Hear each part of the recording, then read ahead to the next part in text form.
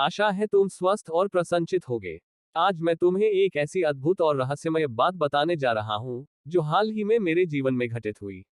यह अनुभव इतना विचित्र और रोमांचक था कि मैंने निश्चय किया कि इसे आप लोगों को जरूर बताना है। इस प्रकार के वीडियो को देखने के लिए हमारे चैनल को सब्सक्राइब करें। पिछले सप्ताह मैं उत्तराखंड के एक छोटे से गांव व्यासखेत गया था। गांव के बुजुर्गों से मैंने सुना था कि वहां एक पुरानी गुफा है जिसे लोग रहस्य गुफा कहते हैं। यह गुफा जंगल के भीतर एक ऊंचे पहाड़ी रास्ते के पार स्थित है और बहुत कम लोग वहां जाने का साहस करते हैं। मैंने भी साहस कर उस गुफा तक पहुंचने का निश्चय किया। सुबह सुबह मैं कैमरा, टॉर्च और एक छोटी सी पूजा की थाली लेकर निकल पड़ा। रास्ता बहुत संकरा, फिसलन भरा और सर्पीला था। जब मैं गुफा के मुहाने तक पहुंचा तो अजीब सी ठंडी हवा ने मेरा स्वागत किया। पत्थरों से बनी वह गुफा बाहर से तो सामान्य दिखती थी, पर अंदर एक अलौकिक आभा थी। जैसे ही मैंने टॉर्च की रोशनी में अंदर झांका, दीवारों पर बनी प्राचीन चित्रकलाएं दिखाई दी। कुछ चित्र भगवान श्री कृष्ण के थे, जिनमें वे एक रहस्यमय द्वार खोलते हुए दिख रहे थे।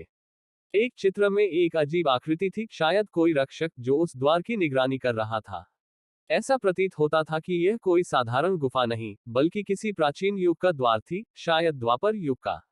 गुफा के अंत में एक संकरी सुरंग थी, जिसके अंत में एक नीली ज्योति दिखाई दे रही थी। जैसे ही मैंने उस ओर कदम बढ़ाया, ऐसा लगा मानो समय ठहर गया हो। भीतर की हवा भारी हो गई और मेरे शरीर में झुरझुरी सी दौड़ गई। तभी मुझे एक मंद ध्वनि सुनाई दी, जैसे बांसुरी की मधुर तान। मैं भय और आश्चर्य से कांप उठा। उस नीली रोशनी के पास पहुंचकर मैंने देखा, वहां एक पत्थर पर खुदे कुछ अक्षर थे जो संस्कृत में थे। सत्य की खोज करने वाले ही इस द्वार को पार कर सकते हैं। उमाशंकर, मैं अब यह तय नहीं कर पा रहा हूं कि यह मेरा भ्रम था या कोई दिव्य संकेत। क्या यह सचमुच श्री कृष्ण का कोई रहस्य था? क्या वह गुफा किसी दूसरे लोक का द्वार थी?